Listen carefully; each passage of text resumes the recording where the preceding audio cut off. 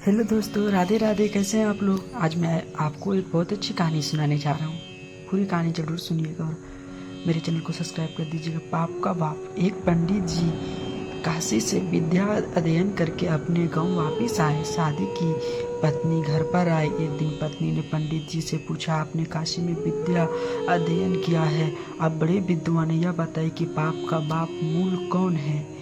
पंडित जी अपनी पोथी पत्रे पलटते रहे, पर पत्नी के प्रश्न का उत्तर नहीं दे सके। उन्हें बड़ी शर्मिंदगी महसूस हुई कि हमने इतनी विद्या ग्रहण की, पर आज पत्नी के सामने लज्जित होना पड़ रहा है। वह पुनः काशी विद्या अध्ययन के लिए चल दिए। मार्ग में वो एक घर के बाहर विश्राम के लिए रुके।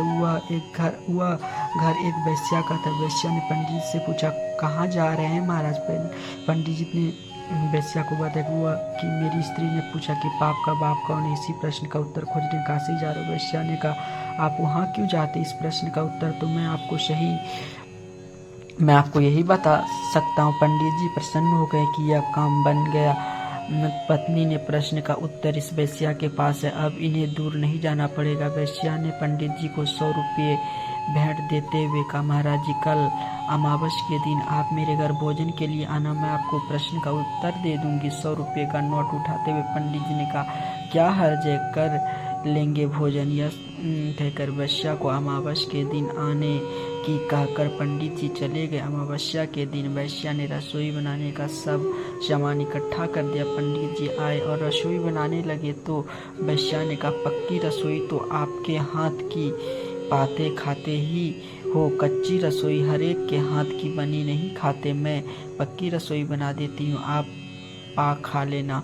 ऐसा कहकर वेश्या ने 100 रुपये का एक नोट पंडित जी की तरफ बढ़ा दिया। 100 का नोट देकर पंडित जी की आंखें में चमक आई। उन्होंने सोचा, पक्की रसोई हम दूसरे के हाथ की खा ही लेते हैं, तो यहाँ भी पक्की रसोई खाने में कोई हर्ज नहीं। वेश्या ने पक्की रसोई बनाकर पंडित जी को खाना परोस दिया। तभी वेश्या ने एक और 100 का नोट पंडित जी के आगे रख दिया और हाथ जोड़कर विनती करते हुए बोली, महाराज, जब आप मेरे हाथ की बनी रसोई पा रहे तो मैं अपने हाथों से आपको ग्रास दूं तो आपको कोई एतराज तो नहीं, क्योंकि हाथ तो वही है जिन्होंने रसोई बनाई। पंडित जी की आंख के सामने 100 का करारा नोट नाच रहा था। वे बोली, सही कहा आपने, हाथ तो वही है। पंडित जी वेश्या के हाथ से भोजन का ग्रास लेने को तैयार हो गए। पंडित जी ने वेश्या के हाथ से ग्रास लेने के लिए जैसे ही मुंह खोला, वेश्या ने एक करार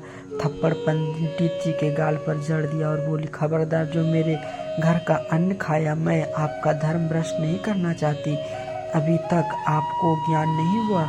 यह सब नाटक तो मैंने आपके प्रश्न का उत्तर देने के लिए किया था। जैसे जैसे मैं आपको 100 रुपये का नोट देती गई, आप लोभ में पड़ते गए और पाप करने के लिए तैयार हो गए। इस कहानी से सिद्ध होता है कि पाप का बाप तो लोभ तृष्णा ही है। मनुष्य अधिक धन संग्रह के लोभ में पाप की कमाई करने से भी नहीं चुकता। इसलिए शास्त्रों में अधिक धन संग्रह को विष का मत कहा गया। पहले कनक का अर्थ धतूरा है, जिसे खाने से बुद्धि भ्रमित होती है। दूसरी कनक का नाम अर्थ सोना धन है, जिसे देखते ही बुद्धि भ्रमित हो जाती है। कामना या तृष्णा का कोई अंत नहीं। तृष्णा कभी जीर्ण बूढ़ी नहीं होती, हम तो जीर्ण हो जाते। इसलिए प्यारे भक्तों, मेरे कृष्ण से प्रेम कीजिए और पाप से बचने का रास्ता पर चलिए। पाप से बचने के लिए भगवान श्री कृष्ण इन 4 बातों का त्याग बतलाया है। जो प्राप्त नहीं है इसकी कामना, जो प्राप्त है उसकी ममता, निर्वाह करने की चिंता और ऐसा मैं हूँ यानी अहंकार। इस 4 बातों को त्याग कर मनुष्य पाप से दूर रहकर सच्ची शांति प्राप्त कर सकता है। जय जय श्री राधे।